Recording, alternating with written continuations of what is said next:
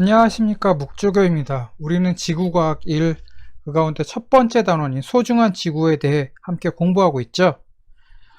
첫 번째 중단원인 행성으로서의 지구에 대해 함께 공부하고 있는데, 이번 시간에는 지구계에서의 순환과 상호작용에 대해 함께 배워보도록 하겠습니다.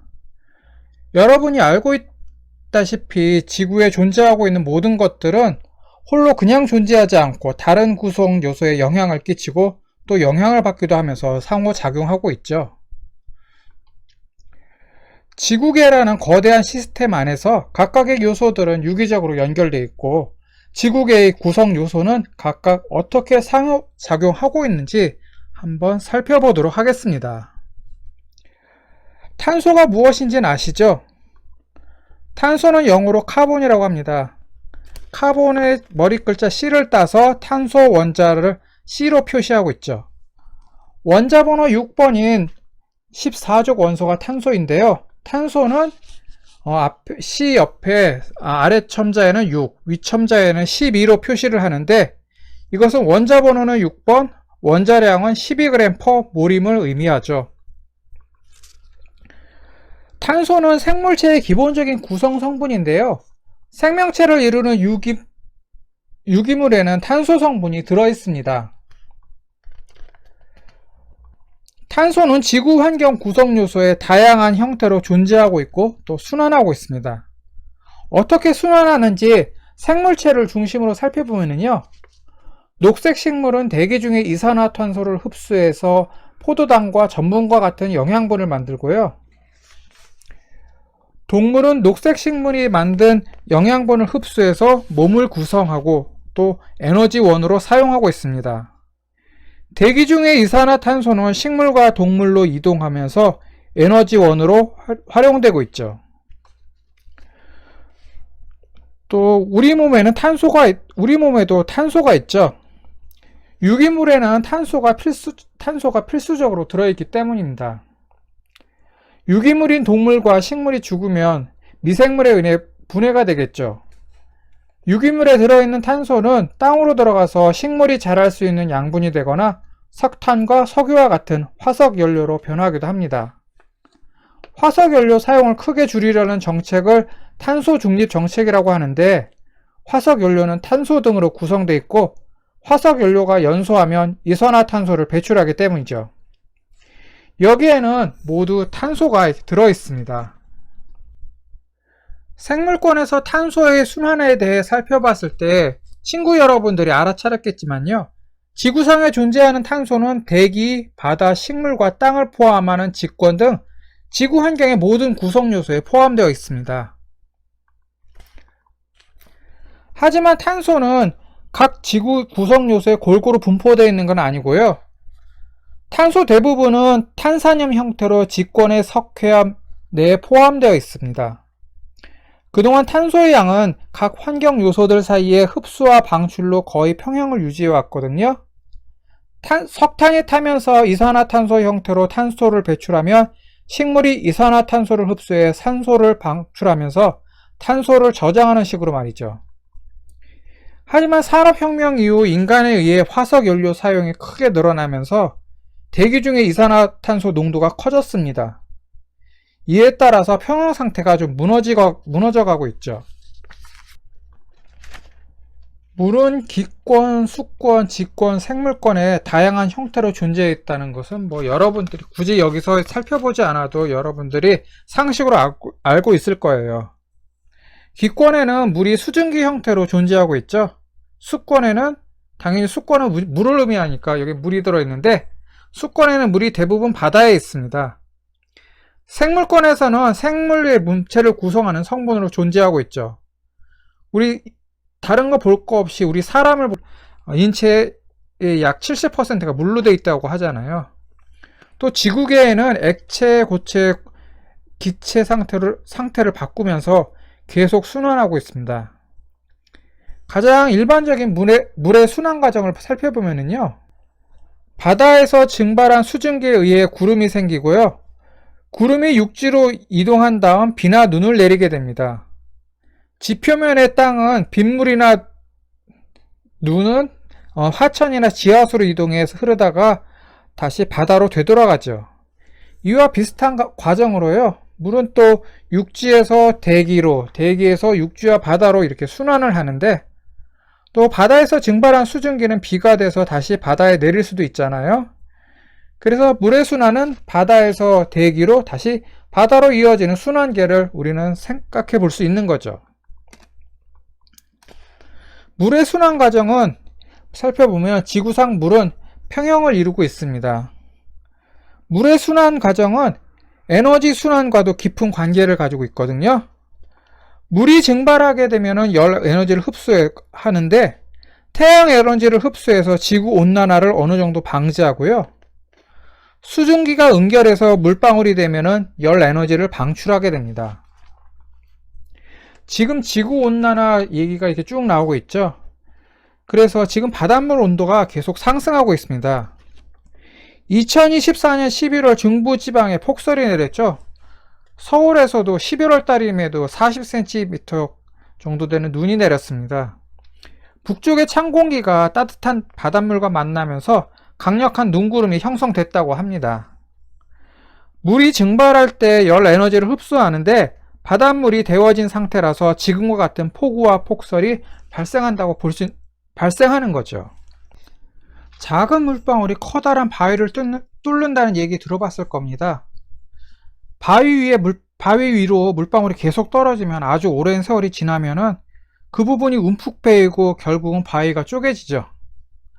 물과 바위를 이제 그 개념을 확대해서 물은 수권, 바위는 지권을 대표한다고 이제 우리가 볼 수가 있죠. 수권의 물이 지권을 어떻게 변화시키는지 한번 살펴보도록 할게요. 물이 침식작용을 일으켜서 바위 등을 깎는다는 것은 이제 친구 여러분들도 상식으로 알고 있을 겁니다. 강의 상류 지역에서는 강바닥의 경사가 급해서요, 침식작용이 활발하게 일어나죠. 그래서 여기 사진에서와 같은 이제 V자 모양의 계곡이 이렇게 생겨납니다. 경사가 급한 상류에서 빠른 속도로 움직이던 강물 흐름이 경사가 완만한 평지에 이르면은 물의 속도가 어떻게 될까요? 갑자기 느려지겠죠. 상류에서 운반된 물질이 이제 갑자기 이제 물의 속도가 느려지니까 여기서 이제 쌓이게 됩니다. 거기를 우리는 퇴적물이 쌓인 지역을 우리는 선상지라고 하죠. 선상지 내용을 보면은 여기 그림에서 보는 것처럼 부채꼴 모양을 이제 하고 있습니다. 자, 상류에서는 V자 계곡의 모양이 생기고, 다음에 상류와 중류가 이제 상류에서 중류로 이렇게 변하는 지역에서는 이제는 선상지 지형이 생깁니다. 그럼 중류에서는 어떤 지형이 생겨나냐면, 여기가 그림에서 보듯이 공류라는 새로운 지형이 생겨납니다. 사진이나 영화에서 또는 아니면 직접 꾸불꾸불 이제 흘러가는 강물의 모습을 이제 봤을 겁니다. 여기 사진에 나와 있는 것처럼요.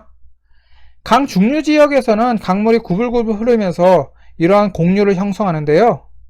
공류에서는 침식과 퇴적 작용이 일어나는데요.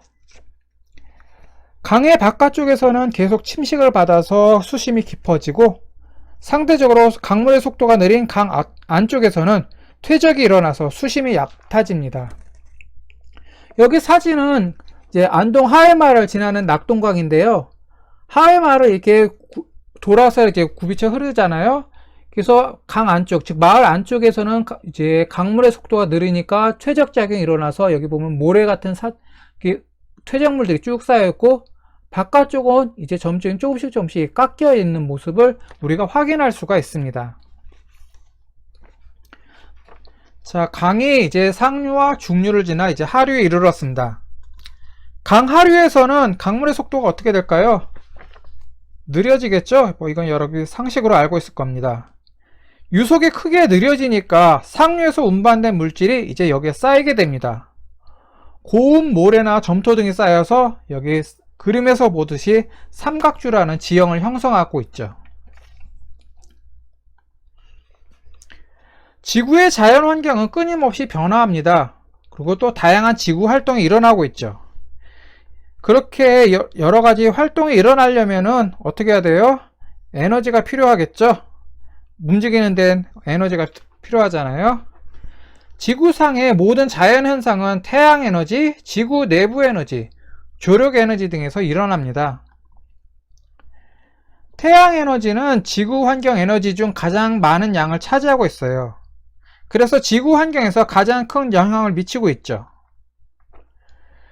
태양에너지는 또 물과 대기 순환을 일으켜서 기후변화를 일으키기도 합니다.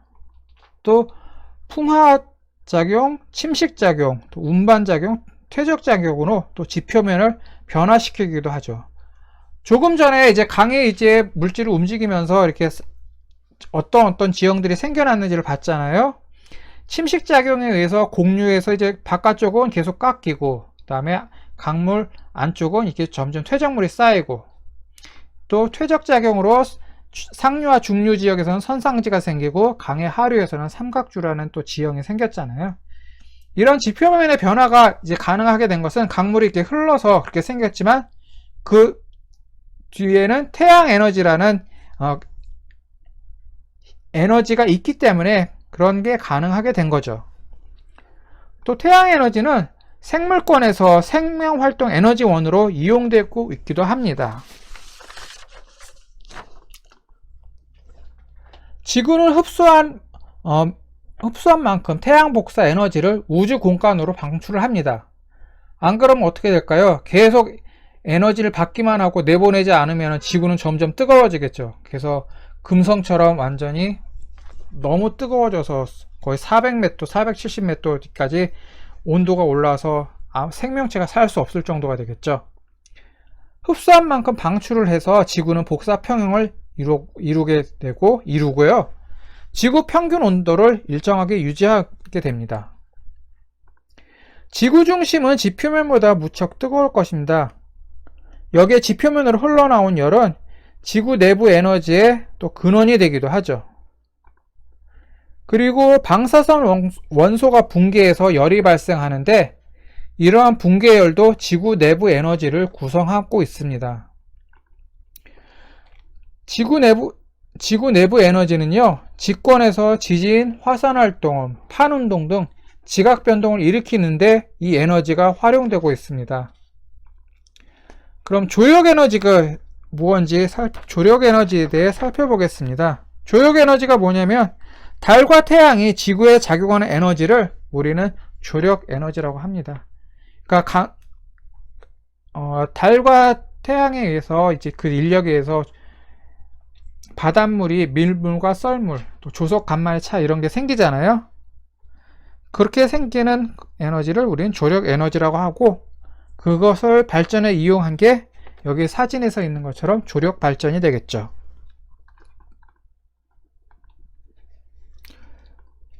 조석 간만의 차이에 의해서 바닷물이 해안 지역을 또 깎아내기도 하고요.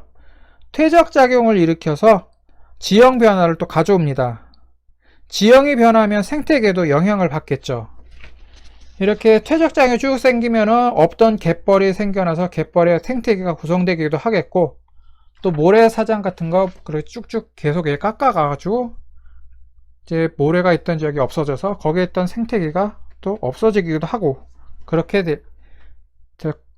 이렇게 조력 에너지가 이제 생태계에 영향을 끼치겠죠. 당연한 소리겠지만 또 잔소리처럼 얘기를 하면은 지구 환경을 구성하는 요소들은 서로 유기적인 관계를 맺고 있어서 어느 한쪽에 변화가 생기면 다른 구성 요소들도 영향을 받습니다. 예를 들어서 인간이 화석 연료를 많이 쓰고 있잖아요. 화석 연료를 많이 쓰게 되면은 그래서 기후 변화가 일어나고, 또 지구 온난화에 의해 수권에 이제 물에도 변화가 생겨서 빙하가 녹잖아요. 빙하가 녹아서 또 해수면이 올라가고, 그에 따라 생태계 변화가 있고, 이렇게 하나가 변하면은 다른 쪽도 이렇게 유기적인 영향을 받습니다. 그래서 지구 환경 구성 요소들은 상호작용을 하고 있는 거죠. 자, 지구계에서의 순환과 상호작용에 대해서 이번 게 살펴봤습니다. 그러면서 행성으로서의 지구에 대해 이제 모두 살펴봤고요. 이제 다음 시간에는 두 번째 단원에 대해서 함께 공부해 보도록 하겠습니다. 네, 수고하셨습니다. 다음 시간에 뵙도록 하겠습니다.